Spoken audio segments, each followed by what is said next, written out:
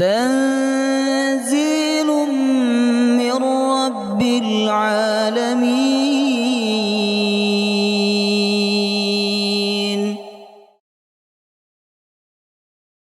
يا أيها الذين آمنوا إذا قيل لكم تفسحوا في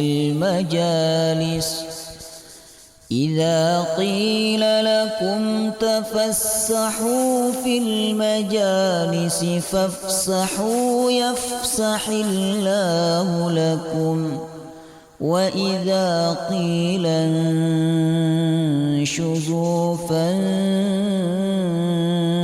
فانشزوا يرفع الله الذين آمنوا منكم والذين أوتوا العلم درجات والله بما تعملون خبير.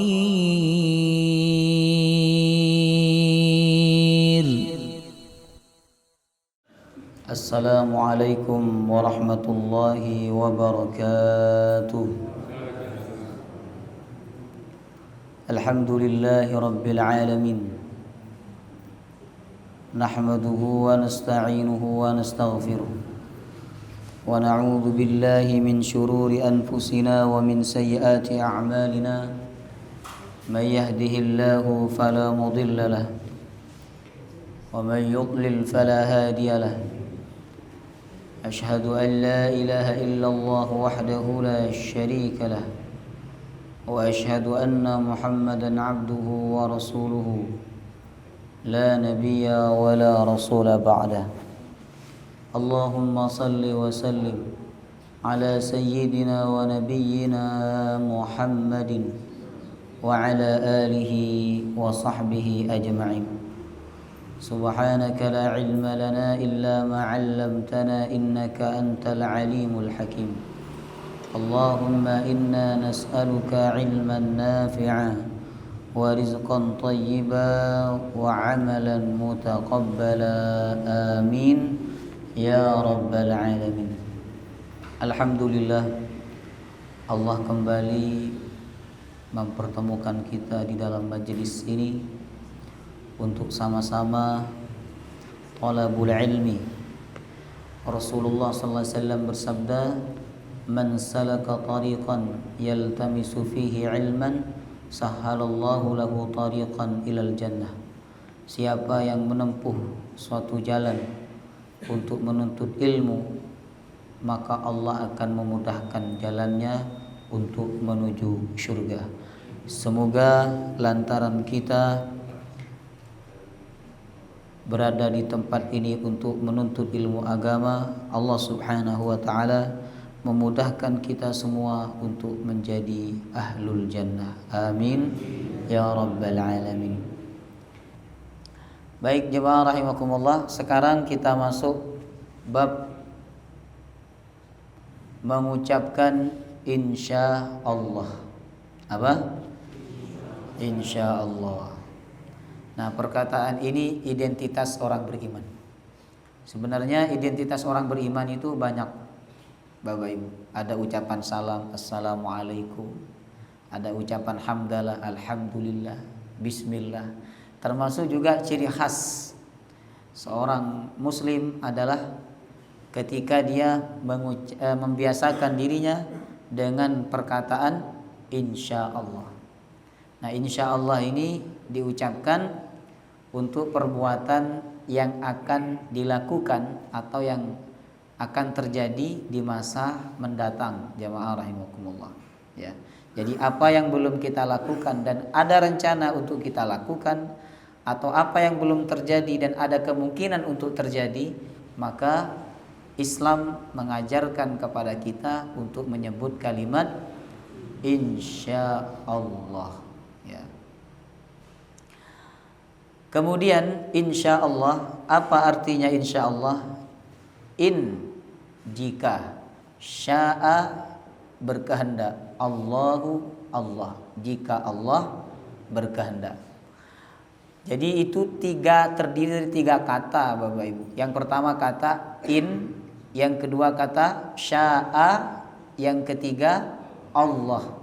Ini harus hati-hati kalau menulis bahasa Arabnya. Karena saya pernah mendapati kata kalimat insya Allah itu ditulis in dan shinnya nyambung.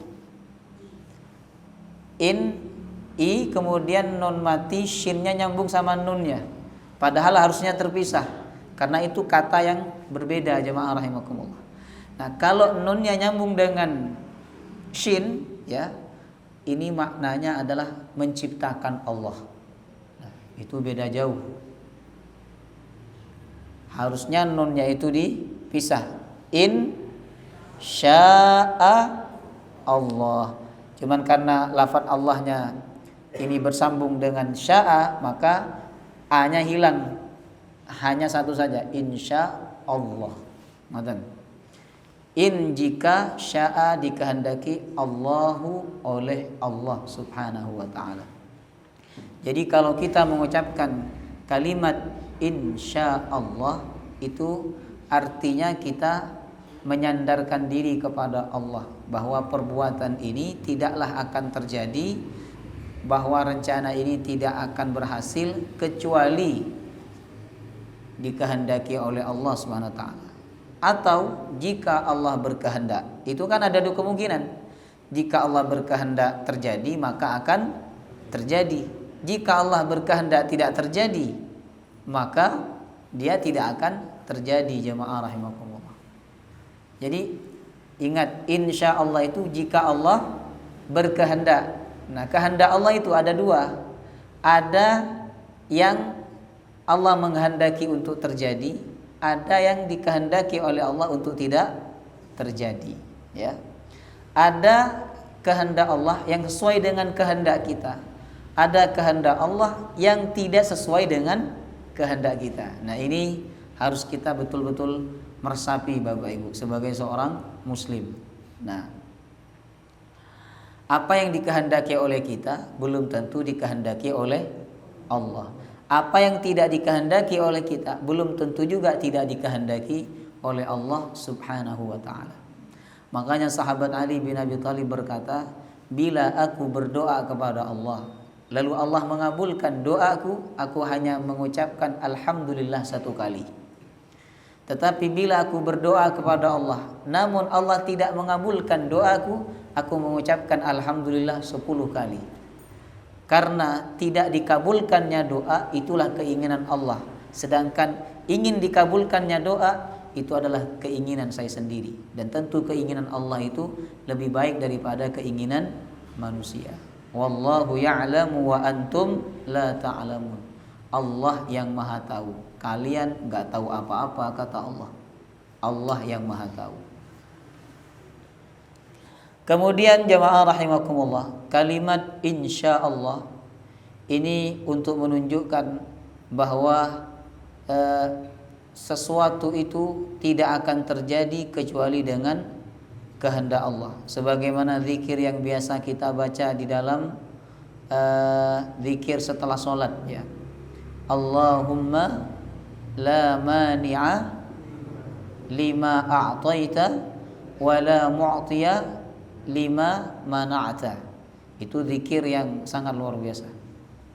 Allahumma la mani'a, ya Allah, la mani'a, tidak ada yang dapat menghalangi, lima a'taita, terhadap apa yang kau berikan. Kalau Allah ingin memberikan harta kepada seseorang, enggak ada yang bisa menghalangi. Karena kalau Allah ingin memberikan kekuasaan kepada seseorang, tidak ada yang bisa menghalangi jemaah rahimakumullah. Nah, sebaliknya wala mu'tiya lima mana'ta, dan tidak ada yang dapat memberi lima mana'ta, terhadap apa yang kau tahan. Nah, doa ini tadi subuh dibaca oleh ibunda Bapak Anies Rashid Baswedan ketika beliau mendoakan anaknya. Dalam doa itu beliau mengingatkan bahwa bila Allah memberi, tidak ada yang dapat menghalang. Bila Allah menahan, tidak ada yang dapat memberi. Jemaah rahimakumullah. Ya, ini ibu yang baik. ya, ibu yang baik itu menanamkan tauhid kepada anaknya sebelum apa yang akan terjadi itu betul-betul terjadi, jemaah rahimakumullah. Penanaman tauhid ini penting, Bapak Ibu, jemaah rahimakumullah. Ya, tanamkan tauhid kepada anak-anak kita bahwa apa yang akan mereka lakukan, sebut kalimat ini, Allahumma la mani, tapi disebutnya setelah berusaha, setelah ikhtiar. Jangan awal-awal belum apa-apa panjenengan sudah bacakan hadis ini. Nanti anak itu berkesimpulan kalau begitu nggak usah ikhtiar deh, nggak usah berusaha, karena apa yang diberi oleh Allah pasti terjadi, dan apa yang ditahan oleh Allah nggak mungkin bisa kita dapatkan. Nah, sebenarnya Bapak Ibu, semua apa yang ada dalam hidup ini dalam takdir Allah, baik sesuatu yang buruk maupun sesuatu yang baik, jemaah rahimakumullah. Bahkan kalau kita mengkaji lebih dalam lagi, orang masuk surga itu sudah ditakdirkan oleh Allah, dan orang masuk neraka itu juga sudah ditakdirkan oleh Allah Subhanahu wa taala. Ini sebagaimana firman Allah dalam surah At-Taghabun, huwallazi khalaqakum faminkum kafiru wa minkum mu'min. Dia Allah yang menciptakan kalian, wahai manusia. Dan Allah berkuasa membuat di antara kalian ada yang kafir, dan Allah juga berkuasa membuat di antara kalian ada yang mukmin. Nah, cuman masalahnya kita tidak tahu takdir kita seperti apa. Oleh karena itu kita harus berusaha. Ada seorang jamaah yang bertanya, Ustadz, kalau saya ditakdirkan masuk neraka, apa gunanya saya beriman kepada Allah? Apa gunanya saya sholat? Apa gunanya saya puasa? Kalau pada akhirnya nanti di akhir usia saya dibuat kafir oleh Allah, kemudian masuk neraka.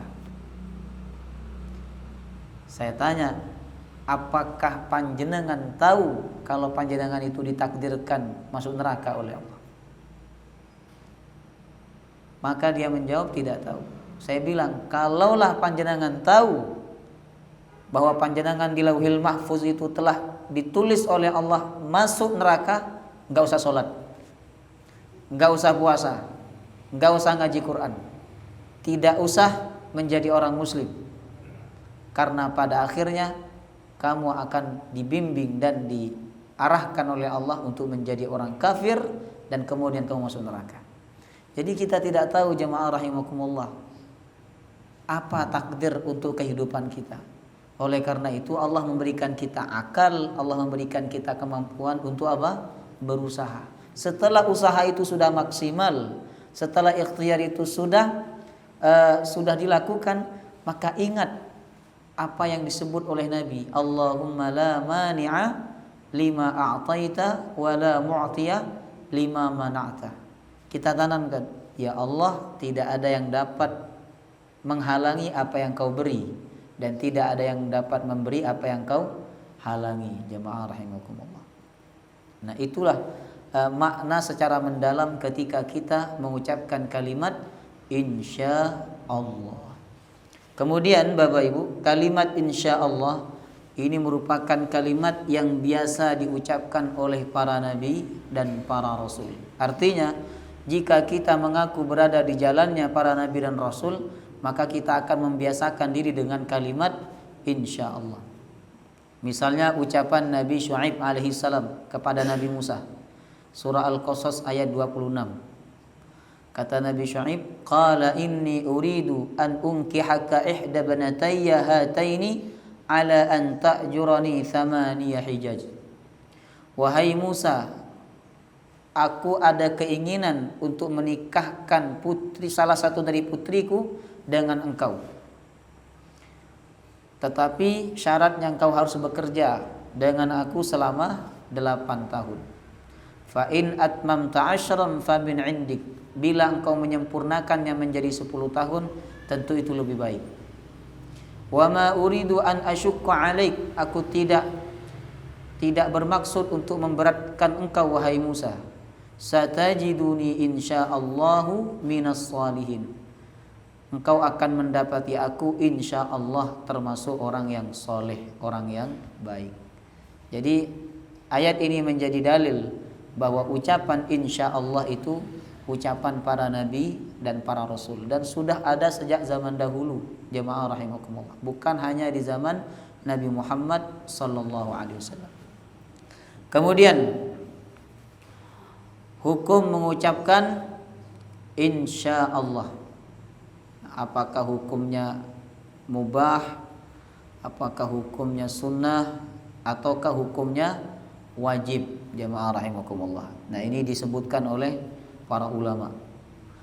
Nah, ulama sepakat dan tidak ada perbedaan pendapat Bapak Ibu bahwa mengucapkan insya Allah untuk perbuatan yang akan dilakukan itu hukumnya sunnah, tidak wajib.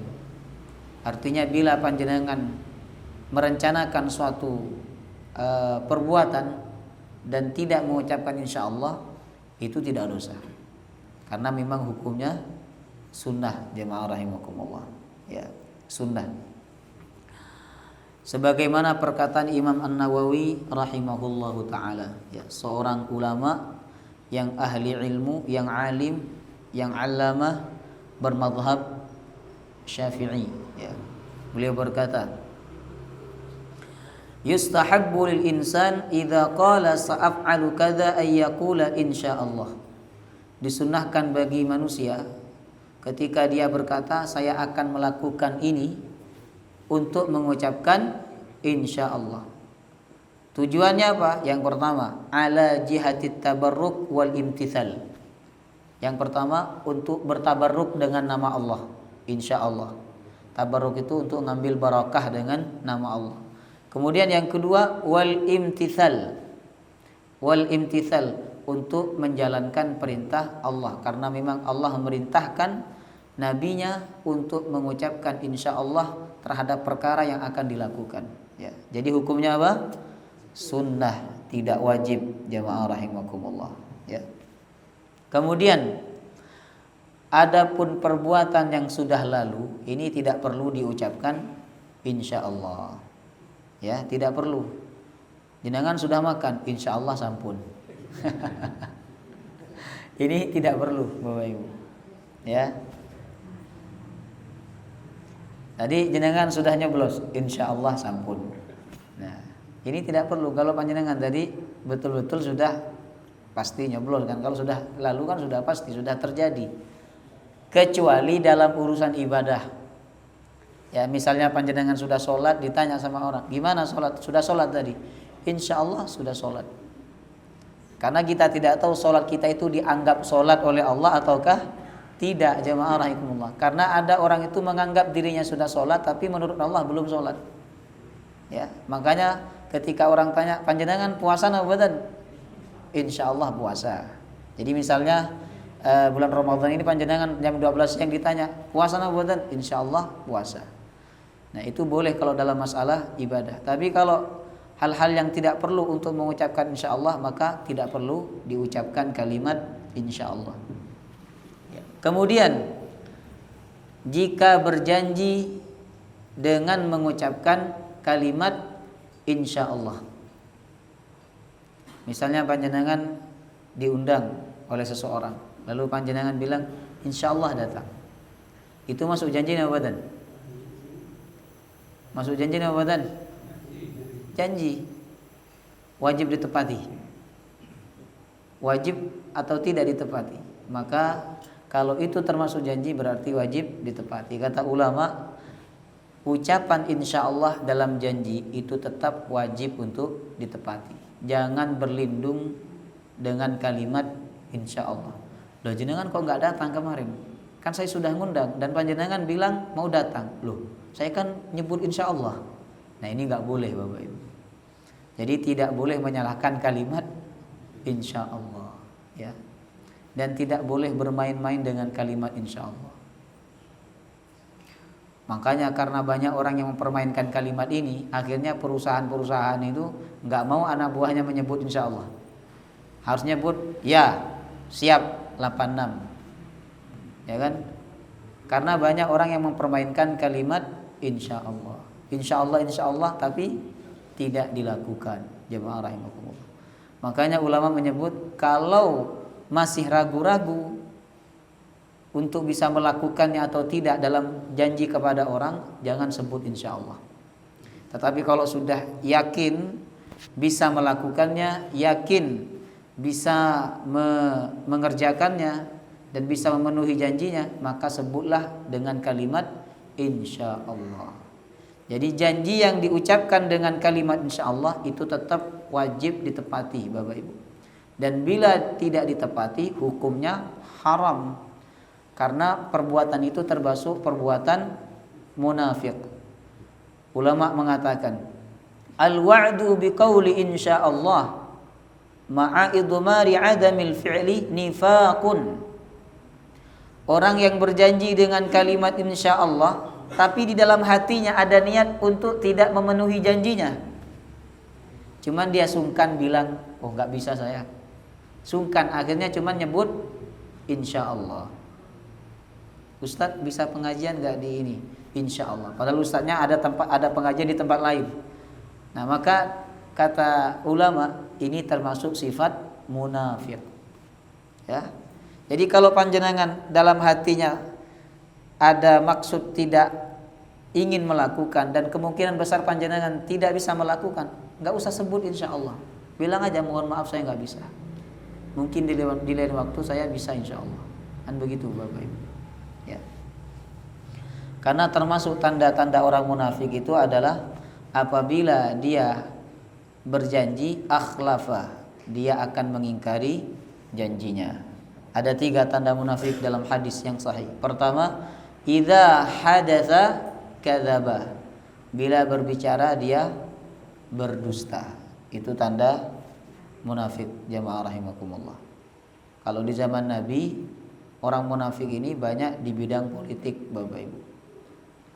Ya, banyak di bidang politik. Makanya banyak para calon-calon pemimpin ya yang memasang janji begitu luar biasa, tetapi ketika jadi janji itu tidak dilaksanakan. Itu termasuk sifat munafik, jamaah rahimakumullah. Ya. Kemudian yang kedua, tanda munafik itu wa idza wa'ada akhlafa. Nah, hari ini banyak yang gembira, tapi banyak juga yang menangis. Ya kan? Hari ini banyak yang gembira, tapi banyak juga, lebih banyak yang gembira apa yang menangis ini? Yang menangis. Karena yang terpilih nggak banyak, lebih banyak calonnya dibandingkan yang terpilih. Makanya rumah sakit jiwa itu harus siap-siap. Ya kan? Ada yang habis 500 juta, 600 juta, ada yang sampai 1 miliar.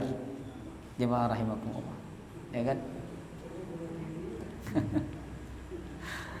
Nah, kita siapapun yang menang, siapapun yang kalah tetap seperti ini.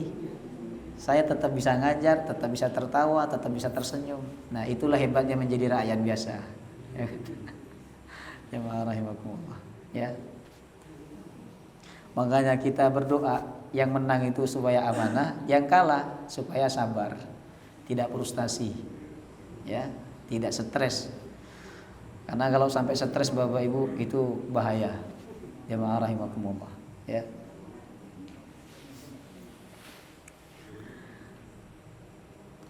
Kemudian yang ketiga tanda munafik itu adalah wa idza tumina khana. Bila dipercaya dia khianat.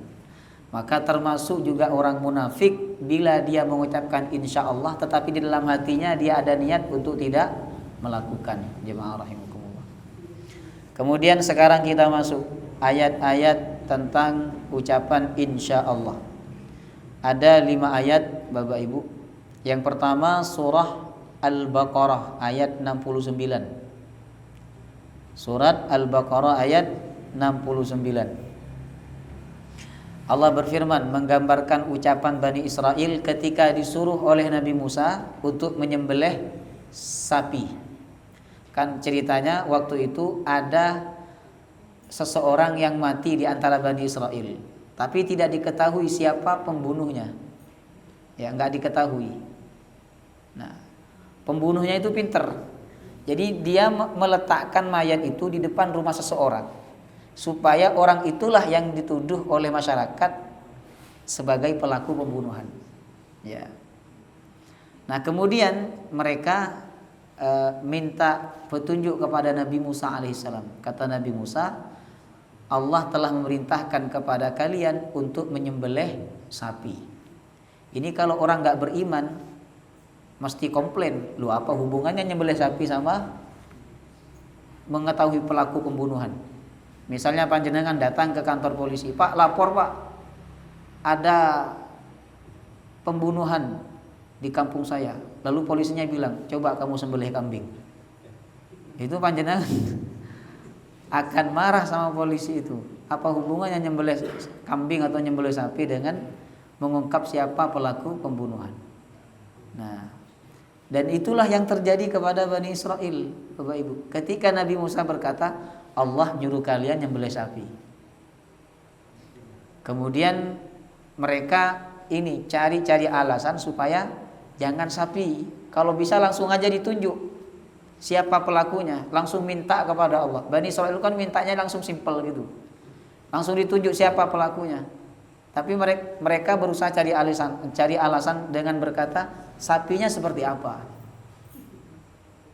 Masih ditanya, sapinya seperti apa? Disebutkan sapinya tidak terlalu muda dan juga tidak terlalu tua, tengah-tengah. Ya. Kemudian masih ditanya, warnanya apa?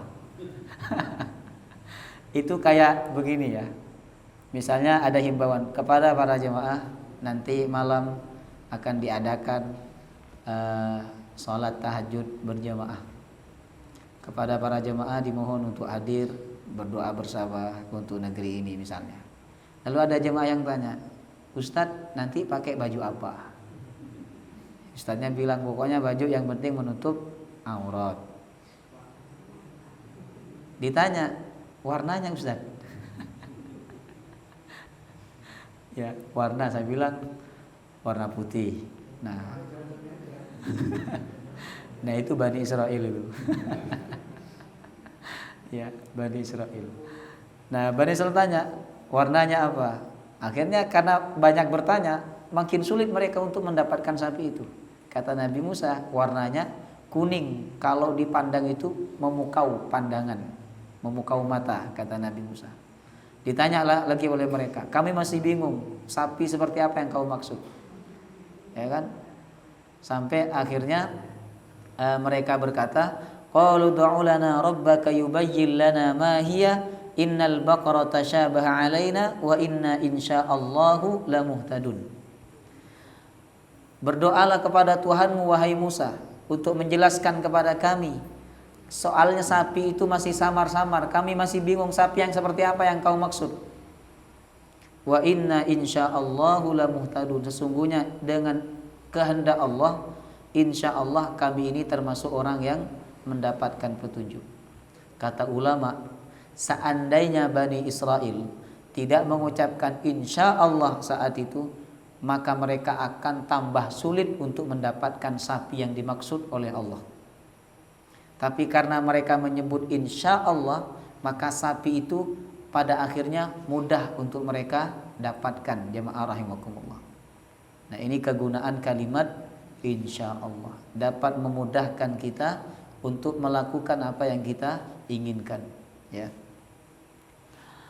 Kemudian ayat yang kedua, surah Al-Kahfi ayat 69. Oh tadi Al-Baqarah ayat 70 ibu-ibu. Yang sekarang Al-Kahfi ayat 69. Qala satajiduni insyaallahu sabiran wa la a'si laka amra. Engkau akan mendapatiku insyaallah sabiran sebagai orang yang sabar. Wa la a'si laka amra, dan aku tidak akan mengingkari atau mendurhakai urusan yang kau telah tetapkan. Ini ucapan Nabi Musa kepada Nabi Khidir. Waktu itu Nabi Musa minta izin untuk belajar kepada Nabi Khidir, jemaah rahimakumullah. Padahal kalau kita membaca lebih dalam lagi, kedudukan Nabi Musa dengan Nabi Khidir itu lebih tinggi mana? Nabi Musa itu seorang rasul. Sedangkan Nabi Khidir hanya seorang nabi, bukan seorang rasul. Nabi itu adalah seseorang yang diberikan wahyu oleh Allah, tetapi dia tidak wajib menyampaikan kepada umat manusia. Jadi ilmu itu hanya untuk dirinya sendiri. Namun langsung diajarkan oleh Allah, itu namanya nabi. Sedangkan rasul mendapatkan wahyu dan diberikan tugas kewajiban untuk menyampaikan kepada umat manusia. Jadi secara kedudukan sebenarnya Nabi Musa itu lebih tinggi dibandingkan Nabi Khidir alaihissalam. Tetapi Allah memerintahkan Nabi Musa untuk belajar kepada Nabi Khidir. Artinya belajar itu tidak harus kepada orang yang kedudukannya lebih tinggi daripada kita. Tidak harus kepada orang yang ilmunya lebih tinggi daripada kita. Tidak harus, jemaah rahimahullah. Kadang kita belajar kepada orang yang kedudukannya lebih rendah daripada kita, sebab dia punya ilmu yang tidak kita miliki. Ya kan? Seorang ustadz misalnya yang tidak bisa alat komunikasi, tidak bisa gagap teknologi, jemaah rahimakumullah. Nah, dia bisa belajar kepada santrinya, kepada para jemaahnya, tidak harus kepada orang yang secara kedudukan berada di atas dia. Itulah yang dilakukan oleh Nabi Musa alaihissalam. Nah, waktu Nabi Musa minta izin kepada Nabi Khidir untuk belajar, kata Nabi Khidir apa? Wahai Musa, kamu gak akan sabar ikut saya, sebab nanti akan ada perbuatan-perbuatan saya yang bertentangan dengan syariat yang selama ini kamu pahami dan yang selama ini kamu jalani. Ya kan? Kan ceritanya itu Nabi Khidir merusak kapal, Nabi Khidir membunuh anak, kemudian Nabi Khidir mendirikan dinding yang hampir roboh. Ya, padahal dan beliau tidak menerima upah dan tidak meminta upah dari orang yang punya dinding itu. Jemaah rahimakumullah. Jadi kejadian-kejadian itu nanti tidak membuat Nabi Musa menjadi orang sabar. Tapi Nabi Musa saat itu berkata, "Satajiduni insyaallah sabiran." Insyaallah engkau akan mendapatiku dalam keadaan sabar. Tapi akhirnya Nabi Musa sabar nabodan. Arti ini pelajaran Bapak Ibu. Ini menunjukkan bahwa walaupun orang mengucapkan insya Allah, itu tidak mesti apa yang dia rencanakan itu pasti terjadi. Gak mesti. Namanya insya Allah jika Allah berkehendak. Kalau Allah gak berkehendak maka tidak terjadi, jemaah rahimakumullah. Ya. Jadi sekali lagi, tidak selalu rencana yang kita ucapkan insya Allah dengan insya Allah itu pasti terjadi. Sekelas Nabi dan Rasul saja, Nabi Musa sudah mengucapkan insya Allah, pasti insya Allah sabar ya. Tapi pada akhirnya Nabi Musa alaihissalam tidak sabar, jemaah rahimakumullah ya. Kemudian ayat yang ketiga, jemaah rahimakumullah, surah Yusuf ayat 99. فَلَمَّا دَخَلُوا عَلَى يُوسُفَ آوَى إِلَيْهِ أَبَوَيْهِ وَقَالَ ادْخُلُوا مِصْرَ إِنْ شَاءَ اللَّهُ آمِنِينَ. Ketika mereka masuk ke Mesir dan bertemu dengan Nabi Yusuf alaihissalam. Waktu itu kan Nabi Yusuf berpisah dengan ayahnya dan berpisah dengan saudaranya, jemaah rahimakumullah. Karena pada awalnya Nabi Yusuf dibuang oleh saudaranya ke dalam sumur, kemudian diambil oleh musafir, lalu dibawa ke Mesir, dijual kepada seorang raja. Nabi Yusuf menjadi budak, menjadi pembantu. Lalu pada akhirnya Nabi Yusuf dipenjara. Setelah itu Nabi Yusuf diangkat menjadi seorang menteri. Itu kalau kita melihat alur cerita kehidupan Nabi Yusuf, menurut pandangan kita secara manusia, tidak mungkin dia menjadi seorang menteri, Bapak. Nggak mungkin. Kenapa? Dibuang ke dalam sumur, ya kan? Kemudian diambil, dijual menjadi budak. Itu secara hitung-hitungan manusia nggak mungkin. Tapi jemaah rahimakumullah, Allah itu kalau sudah berkehendak, jalannya kadang gak terduga-duga. Inilah yang disebut dengan Al-Latif. Wa huwal latiful khabir. Latif itu artinya lembut. Saking lembutnya manusia nggak sadar, nggak menyangka bahwa akhirnya akan terjadi seperti ini. Nah, itu namanya Al-Latif, lembut banget jemaah rahimakumullah. Sama seperti misalnya ada orang yang duduk di tepi jalan, ya kan? Kemudian tiba-tiba dia digigit semut, lalu dia menjauh dari tempat duduk itu. Dia marah kepada semut itu. Tak lama setelah itu ada truk melaju kencang menabrak tempat duduk yang dia duduki sebelumnya itu. Itulah yang disebut dengan Al-Latif. Jadi manusia nggak sadar, manusia tidak pernah terfikir bahwa akan terjadi seperti ini. Jemaah rahimakumullah. Ya. Nah, ketika Nabi Yusuf menjadi menteri, maka ayahnya kemudian saudara-saudaranya dibawa ke Mesir oleh Nabi Yusuf alaihissalam. Ketika mereka masuk Mesir, Nabi Yusuf berkata kepada mereka, "Udkhulu Misra, masuklah kalian ke dalam Mesir. Insyaallah aminin, insyaallah kalian termasuk orang yang aman." Karena yang menjadi menteri saat itu adalah Nabi Yusuf alaihissalam. Kemudian ayat yang keempat, surah As-Saffat ayat 102. Ini ucapan Nabi Ismail ketika ayahnya berkata, "Ya bunayya, inni ara fil manam anni adbahuka fanzur madza tara." Wahai anakku, aku bermimpi bahwa aku diperintahkan untuk menyembelihmu. Gimana pendapatmu? Nabi Ibrahim minta pendapat kepada anaknya Nabi Ismail yang waktu itu berusia 11 tahun. Jemaah rahimakumullah. Apa kata Nabi Ismail? Ya abatif al ma tu'mar satajiduni insyaallah minas sabirin. Wahai ayahku, lakukan apa yang kau diperintahkan dalam mimpimu. Insyaallah aku termasuk orang yang sabar. Jadi anak usia 11 tahun tauhidnya sudah kuat. Sekarang ada nggak anak usia 11 tahun punya jawaban seperti itu? Nggak ada. Insyaallah aja nggak ada dari lisan mereka. Ya. Jadi anak usia 11 tahun sudah paham tauhid. Lakukanlah. Insyaallah aku termasuk orang yang sabar. Kalau memang itu perintah Allah, lakukanlah. Kalau ada seorang ayah sekarang bilang kepada anaknya, "Nak, tadi malam ayah mimpi bahwa ayah diperintahkan menyembelih kamu." Langsung anaknya lari. Karena ayahnya bukan nabi. Nah, ini siapa yang menanamkan tauhid itu kepada beliau yang saat itu masih berusia 11 tahun tapi tauhidnya sudah kuat. Tidak lain dan tidak bukan kecuali dari orang tuanya. Jadi lingkungan itu sangat pengaruh.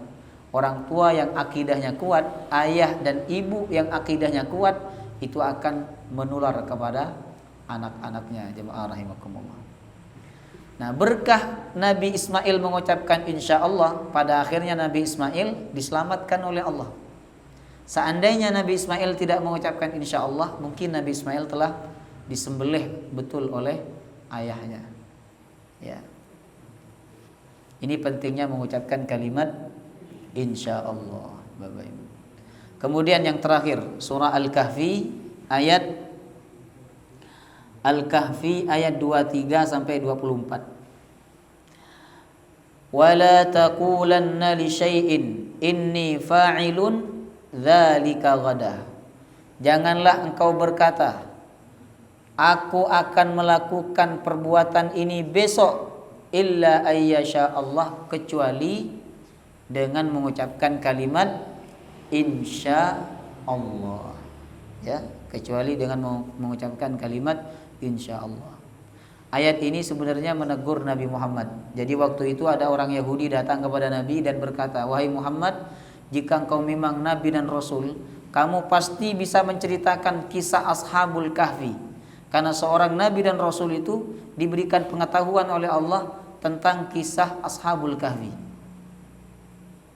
Kemudian Nabi saat itu menunggu wahyu dari Allah datang, tapi tidak datang-datang. Akhirnya Nabi berkata, "Besok saya akan ceritakan kepada kalian." Namun Nabi saat itu tidak mengucapkan insya Allah. Maka wahyu selama 15 hari tidak turun kepada Nabi Muhammad sallallahu alaihi wasallam. Lalu kemudian Allah setelah itu menurunkan surah Al-Kahfi untuk menjawab pertanyaan orang-orang Yahudi, ya. Dan di dalam surah Al-Kahfi itu salah satu isinya adalah larangan untuk berjanji kepada seseorang dan kepada siapapun kecuali dengan menyebut kalimat insya Allah, Bapak Ibu. Insya Allah. Kemudian kita selesaikan pembahasan ini. Hadis Al-Bukhari. Ada hadis tentang kalimat insya Allah. Ada seorang sahabat namanya Anas. Ada seorang sahabat, Bapak Ibu, tidak disebutkan dalam hadis ini namanya siapa. Jadi sahabat itu berkata kepada Rasulullah, "Ya Rasulullah, annaka ta'tini wadittu ya Rasulullah annaka ta'tini wa tusalliya fi baiti." Wahai Rasulullah, aku ingin engkau datang ke rumahku lalu engkau sholat di rumahku. Kata ulama, kalau ada orang soleh datang ke rumah kita, orang yang kita yakini dia orang soleh, nah mintalah orang soleh itu untuk sholat di rumah kita. Sholat sunnah maksudnya, sholat sunnah mutlak, ya. Sebagaimana sahabat meminta kepada Nabi agar ketika Nabi datang ke rumahnya untuk sholat di rumahnya. Kemudian sahabat itu berkata, fa'attakhidahu musalla. Aku akan menjadikan tempat sholat panjenengan sebagai musalla.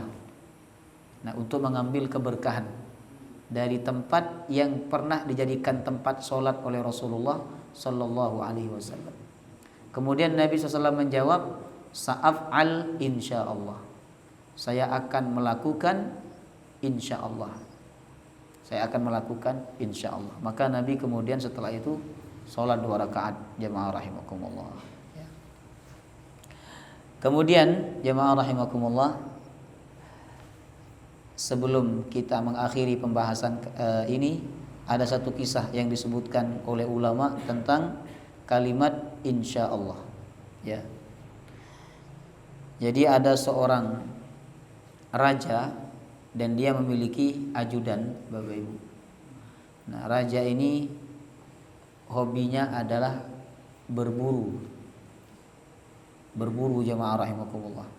Kemudian suatu ketika saat raja itu berangkat untuk berburu ditemani oleh ajudannya, saking kencangnya dia memacu kuda sampai-sampai jatuh dan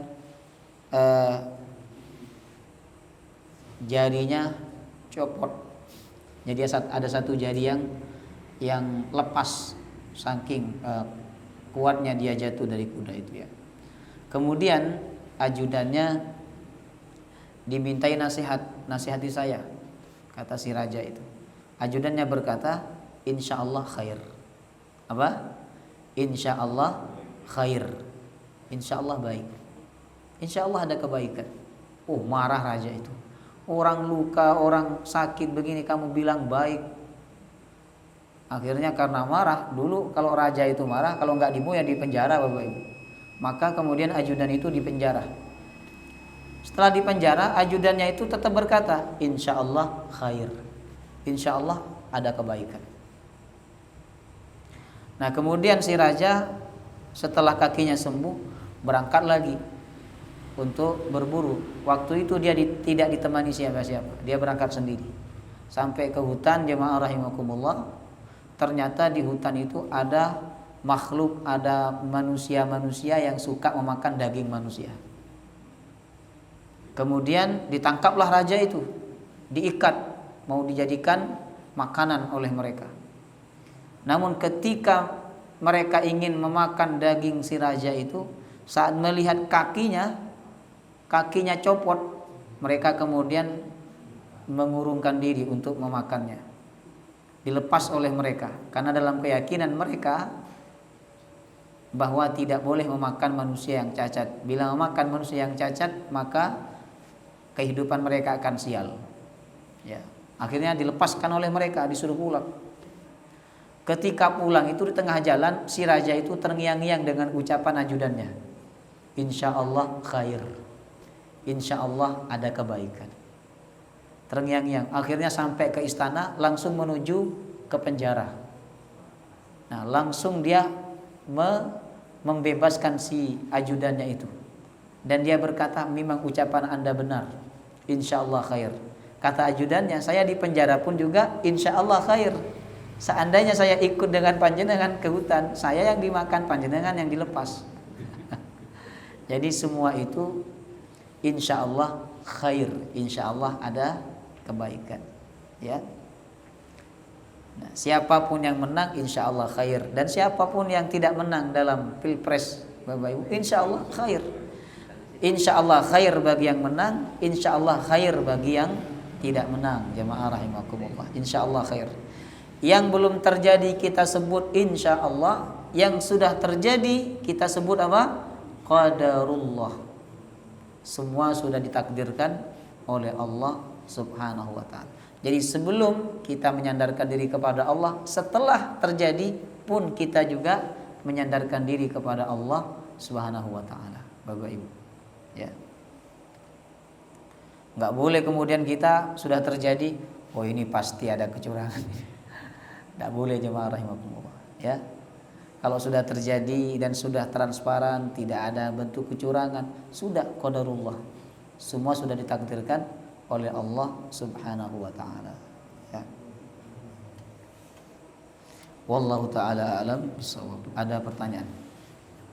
Silakan. Nah, bolehkah kita mengeles sesuai dengan kondisi dan kepentingan kita? Terus pengucapan kata insya Allah, sewaktu kita ketemu dengan yang mudah itu, kira-kira berapa persenkah akan keyakinan kita itu bisa memenuhi undangan tuh, boleh nggak di persentase?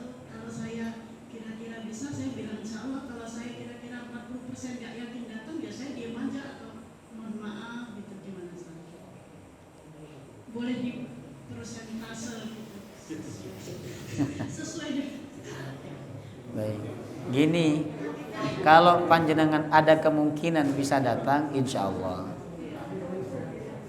Kalau kemungkinan besar nggak bisa datang, ya sudah, bilang kemungkinan besar, insya Allah saya nggak bisa datang. Tetap insya Allah. Kemungkinan besar, insya Allah saya tidak datang. Nah, atau kemungkinan besar datang, tetap juga sebut insya Allah. Kemungkinan besar, insya Allah saya datang. Gitu. Tetap insya Allah. Tidak datang ya insya Allah.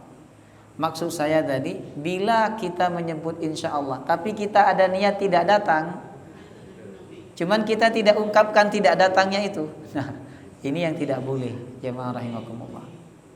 Jadi kalau kita memang kemungkinan besar tidak bisa datang, tapi kemungkinan kecil bisa datang, nah ini tetap sebut insya Allah. Insya Allah kemungkinan besar saya nggak bisa datang, misalnya, atau insya Allah kemungkinan besar saya datang. Ya, Allah Ta'ala alam. Baik Ustaz, terus bisa atau bolehkah kita balas undangan itu dengan ucapan kata itu melalui undangan digital gitu? Misalkan lewat WA atau apa gitu, kita biarkan aja atau kita balas insya Allah tidak? Harus dibalas. Harus dibalas. Ya.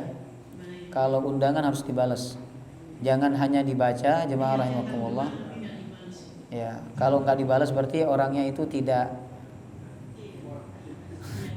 tidak punya kepastian, ya, apakah bisa ataukah tidak bisa, sehingga tidak dibalas atau memang dicuekin. Ada dua kemungkinan. Wallahu ta'ala alam bissawab. Subhanakallahumma wa bihamdika asyhadu an la ilaha illa anta astaghfiruka wa atubu ilaik. Wassalamu alaikum warahmatullahi wabarakatuh.